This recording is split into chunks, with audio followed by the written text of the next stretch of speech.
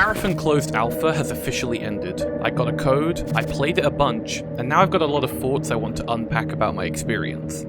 There's a decent amount of good here, and some things that need to be changed or improved before the game officially launches later this year. Hopefully this video will serve as a decent source of information for anyone interested in the game but wasn't able to try it themselves, or for any potential Bungie developers that might stumble across this while looking for feedback. I'm going to try not to echo a lot of the statement I've heard from other players and creators, and instead focus on my personal feelings towards this alpha. So without further ado, let's get started and talk about Marathon.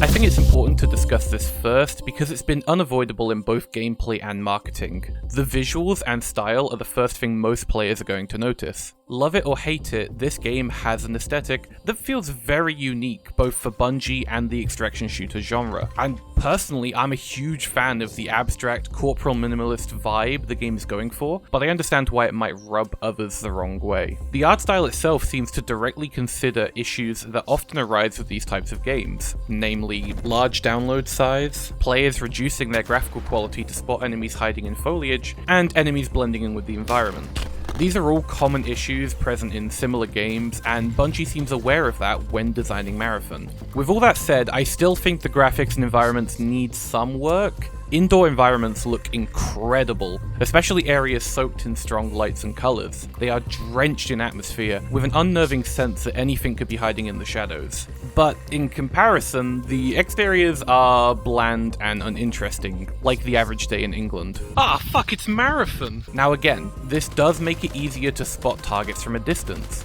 Enemies, both players and bots, stand out against the bland environment. And buildings or points of interest are easy to identify from a distance, which also helps when navigating the map for the first time.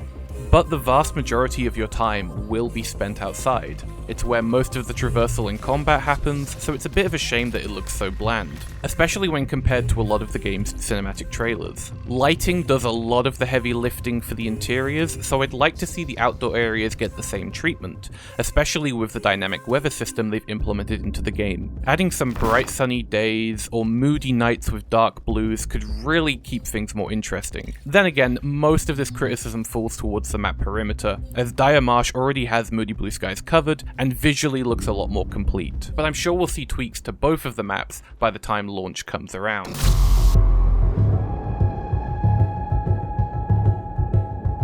Movement in Marathon feels strange at first, almost clunky, at least for someone like me that tends to play more fast-paced shooters. A lot of the negative reactions I've seen to the movement seem to be early impressions. I think people went in expecting something as smooth or as fluid as Destiny, but simply put, Marathon isn't that kind of game. Movement feels more deliberate, it requires patience, and in doing so, you're going to be more aware of your surroundings, and you're going to spend more time considering when and where you move. Certain actions like sprinting, jumping, or sliding will build up heat. This works like a reverse stamina bar, slowing the player down if it maxes out. Certain items and upgrades can passively reduce how quickly this bar builds up, but in my experience only by a small amount. A lot of discussion around the heat system seems to misunderstand the purpose for it within Marathon's gameplay. Heat is a resource for players to manage. There's enough flexibility for players to move during combat without maxing out the bar, but keeps combat encounters a bit more consistent. Players that love aggressively charging at the enemy with shotguns or melee weapons can still do so, but need to be more wary about how much heat they build up.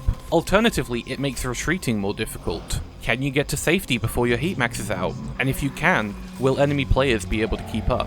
All this works to maintain a certain pace to the game, both in general traversal and combat. Players that wish to break out of that pace might find more value in items that reduce heat, or might prefer to stick to runners that have more movement options like Glitch and Locus. Speaking of Glitch, let's talk about verticality.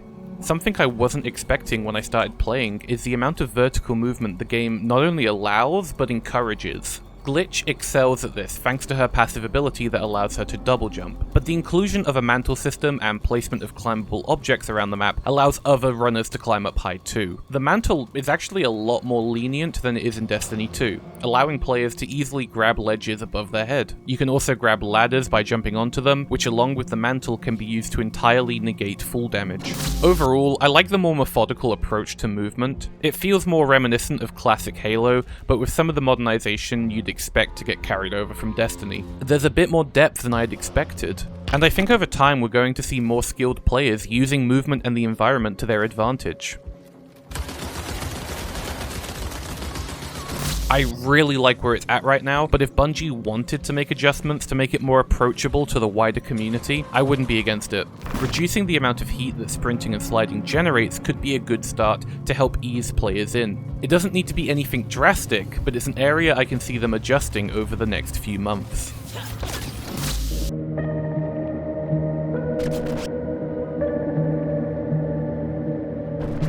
I don't think anyone is shocked to hear that the gunplay in Marathon is incredible. Dare I say, in most gunfights it feels a lot better than Destiny 2. And when you look at the two games side by side, you can start to understand why. Destiny emphasizes freedom in combat, encouraging equal use of weapons and abilities. In comparison, Marathon is far more focused on its gunplay, with abilities being more situational. Just like movement, both games take a different approach towards combat that focuses on nailing down their strengths and priorities. If you enjoy the gunplay in Destiny, you'll probably love it even more in Marathon. But if you enjoy the overall type of combat Destiny offers, you won't always find that here. I played the game on PC and everything felt great, even with aim assist disabled. I tried to use as many of the different weapons as I could, at least out of the ones that I found. A lot of guns listed are redacted, so it seems like we'll be getting a lot more by the time the game launches. My favourites so far have been the Overrun Assault Rifle, the Hardline Pulse Rifle, and of course the classic Magnum MC ripped straight from the Halo series. Different weapons take different ammo types, from light and heavy ballistics to volt energy. In classic Halo fashion, these seem to deal increased damage to enemy shields, making them a worthwhile option in your loadout, especially in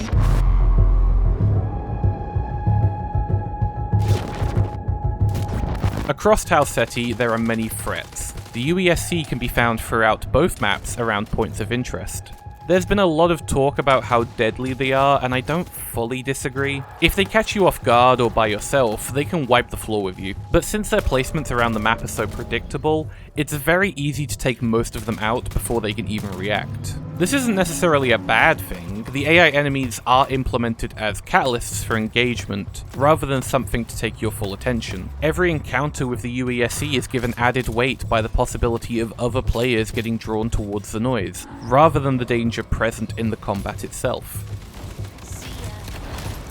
It's a tricky balance that I think Bungie needs to readjust, making the UESC deadly enough to create more tension without being too deadly to wipe whole teams consistently. Additional enemy types and locations could help with that balance, and is something we'll supposedly see more of both at launch and throughout the game's life. But it's hard to suggest anything specific without taking into consideration other factors. Obviously, the more dangerous you make AI enemies, the harder the game becomes for solo or duo players. So if they are going to increase the difficulty of PvE combat, it might be a good idea to provide a passive buff to players on smaller teams, maybe making it easier for solo players to sneak past them.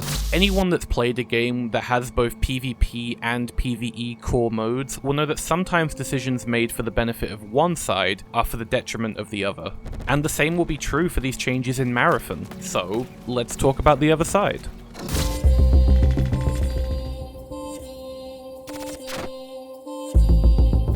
I usually lean more towards PvE experiences in games, only occasionally trying PvP for certain events or to mix things up, but even I can see that PvP is where Marathon is at its best. It's when all the pieces of the game's design really come together into something that's captivated me a lot more than other extraction shooters I've tried. I'm by no means an expert in the genre, but this might be the game that encourages me to try more like this. Marathon was quick to be given the hero shooter label, but it's more like Apex Legends and less like Team Fortress 2. Each runner plays different enough to open up certain tactics or advantages, but not enough to decide your whole playstyle. And learning to play each runner's strength, or knowing how to counter enemy runners, is what leads to some of the best moments in combat. As much as people wish Marathon let you customize your runner's abilities and appearance like in Destiny 2, I genuinely think that would make combat in this game worse. Being able to identify an enemy runner quickly is important, and knowing how to play around each runner's strengths and weaknesses can change the tide of a fight. Tagging Void players with chem grenades or Blackbird scan can help keep track of them even when they're invisible. Glitch has high mobility, so aim to pin her down fast. Locust is more aggressive, so set traps and get some distance. A good player should be considering these options before and during any fight, and that's a lot easier to do when you can identify runners from a distance. Even with only 2 maps and 4 runners, combat encounters feel varied. Sometimes it's an easy win, other times there's a bit more of a back and forth, and sometimes there's a chance to come back from the brink of defeat. One of the best examples I had of this was on Dire Marsh. 2 enemy Voids were able to snipe my team from a distance, downing our Locust and Blackbird and getting me down to 1 shot. Thanks to Glitch's improved mobility, I was able to get into cover, revive Locust, and reposition to higher ground. We were able to completely turn the tables, surprising the 2 Void players before they could go invisible, wiping the entire enemy team, and saving our Blackbird from death. Moments like this show just how quickly gunfights can change, and those clutch moments are addicting. Early into the alpha, I noted that time to kill felt a bit too fast, which gave too much of an advantage to players with higher rarity shields. But before I could start writing this script, Bungie actually took that feedback and released an update, increasing base runner health and readjusting the benefits of high rarity shields. It's great to see Bungie implementing these changes so fast because stuff like this made the alpha feel better and better over time. I truly think the alpha ended in a better spot than when it started, which is a great sign for the full game. The only major issue I think the game still has in this category is the pre-game matchmaking, or rather the lack of it. There's no LFG system built into the game like with Destiny 2, and while squad fill is working, it does so as you load into the match, which gives no opportunity to coordinate with your team before a game. Hopefully this is something they plan to change before release, especially for a game so focused on co-op.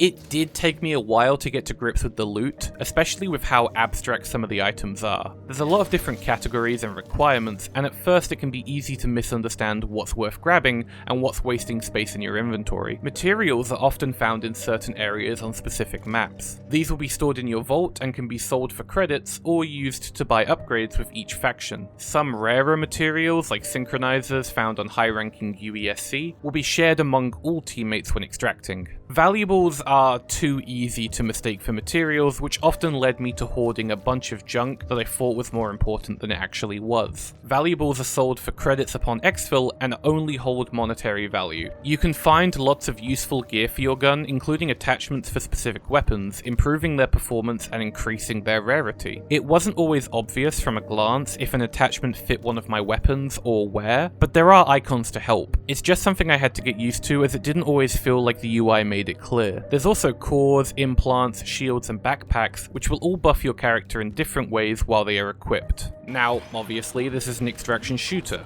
which means the only way to keep your loot is to make it out alive.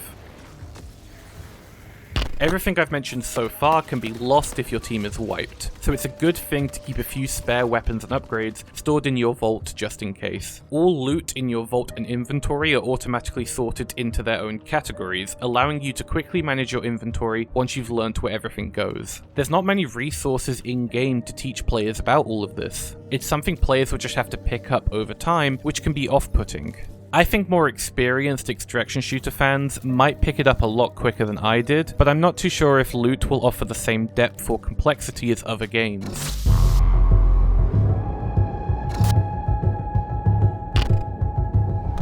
During the alpha, we had access to 3 different factions, along with their upgrade trees and bounties. CyberAcme are the main corporation behind the runners. You can earn reputation with them by successfully extracting from matches. New Caloric can be leveled up by completing bounties, often based around gathering materials or research data. And lastly, Traxxas, which offer bounties usually around combat or stealing supplies from the UESC. The biggest problem with bounties is often how they are written. Destiny has a similar problem, where sometimes things aren't always clear or are too easy to misinterpret. This isn't the case for all of them, and sometimes you can hover over the bounty on your pre-game screen to get more information. But there were a few times where I misunderstood my objective, which meant leveling up factions could often be slow. You can only hold 1 bounty at a time, which isn't very satisfying. There's a lot of times where I'll choose 1 bounty and end up not completing it, but instead meeting the requirements for one I didn't pick up. Some bounties also have very non-specific objectives, like extracting with certain items or defeating enemies. This can lead to some matches feeling a bit aimless, like we're mindlessly wandering around until we stumble across our objective. I'd like to select multiple bounties at once, and that way I can always be working towards a goal, even if the game doesn't play out exactly as I would have hoped. Once you do level up each faction, you'll gain access to different upgrades that can be bought with credits and select materials. These upgrades range from providing certain items in the black market, offering increased vault space, or even providing permanent gameplay perks and stat boosts.